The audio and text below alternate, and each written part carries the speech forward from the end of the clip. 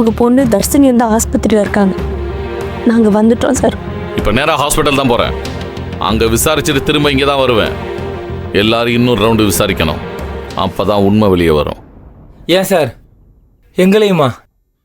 இல்லைப்பா, நீங்கள் இந்த பிரச்சனையில் இன்வால்வ் ஆகலன்னு புரியுது. அப்புறம் எதுக்கு சார் அடிச்சீங்க? I'm sorry. அதுக்கு பிரயோஜனமே இல்லை. யோ வாங்க போலாம். போங்க போங்க போங்க.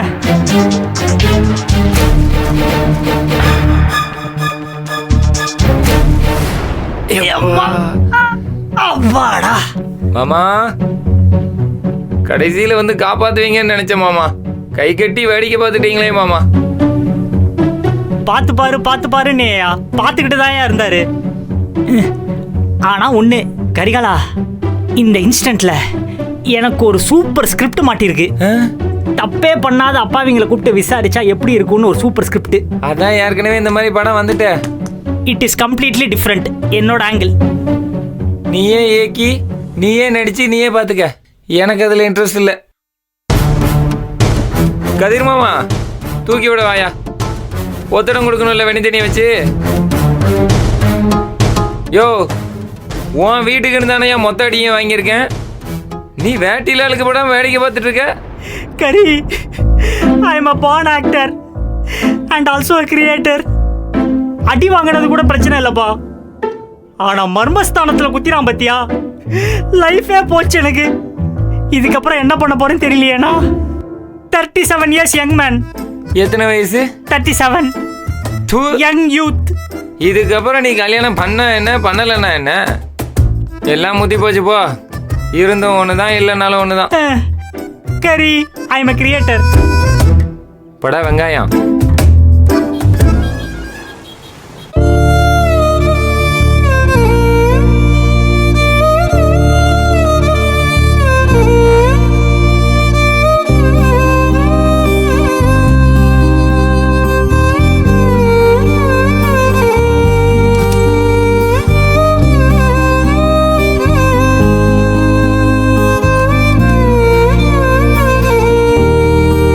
தர்ஷினி, போய் குளிச்சுட்டு வா. நான் போய் காஃபி வாங்கிட்டு வந்துடுறேன்.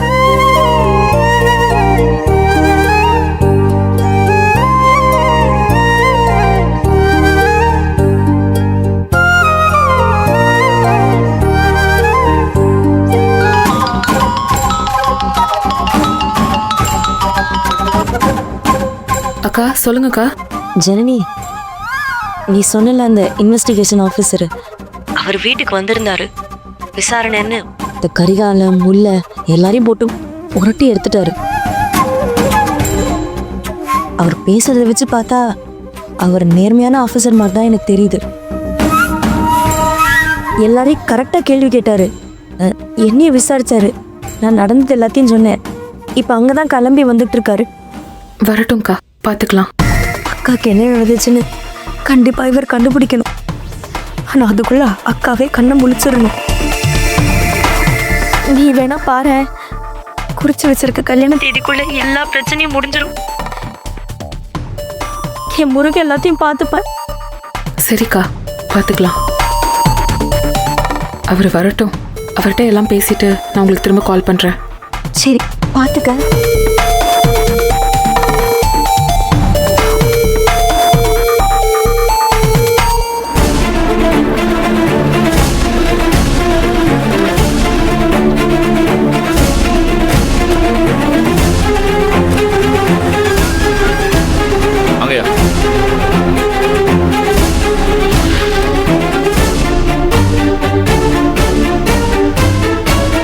சிஸ்டர், இங்க ஈஸ்வரின்ற பேஷண்ட்டை எந்த வார்டில் அட்மிட் பண்ணியிருக்காங்க? எமர்ஜென்சி வார்டில் இருக்காங்க.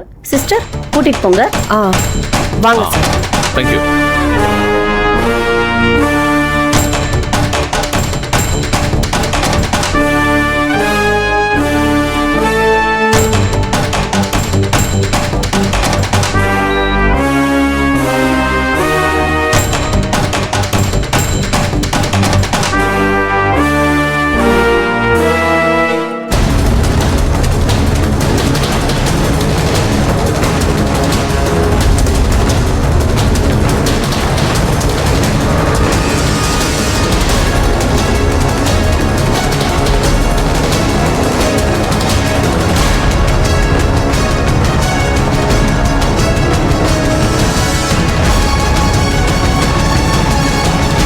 இவங்க தான் சார் அவங்க ஃபேமிலி.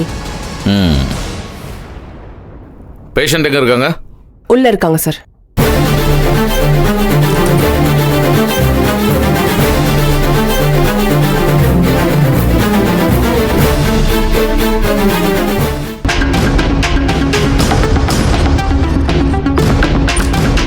சிஸ்டர், ஈஸ்வரிக்கு ட்ரீட்மெண்ட் கொடுக்குற டாக்டரை வர சொல்லுங்க.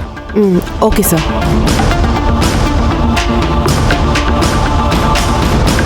சார், என் பேர் ஜனனி, ஈஸ்வரி அக்காவோட கோ சிஸ்டர். நான் உங்களை ஆல்ரெடி மீட் பண்ணியிருக்கேன் சார். எங்கள் வீட்டு பொண்ணு ஐஸ்வர்யா காணாம போன கேஸ் சம்மந்தமா நானும் என் ஹஸ்பண்டும் உங்களை ஸ்டேஷனில் வந்து பார்த்தோமே. ஆமாம் ஆமாம், ஞாபகம் இருக்கு. இப்போ இந்த கேஸ்க்கு வரலாம். இந்த கேஸை பற்றி எல்லாத்தையுமே சொன்னாங்க.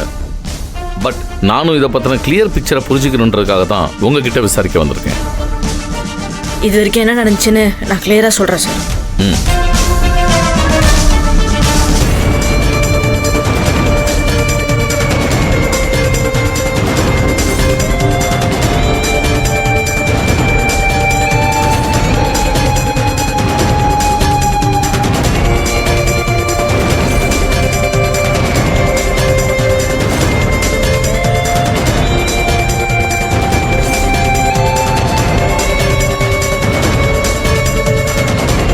இது சம்பந்தமா நான் டாக்டர் கிட்டையும் பேசணும். Hello sir. Hello. Doctor, Eswari பத்தின உங்க ரிப்போர்ட்டை படித்தேன்.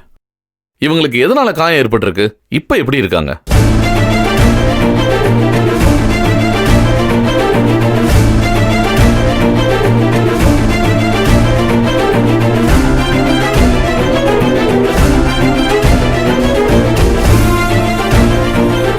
அவங்க கிட்ட எந்த மாற்றமும் இல்லையா?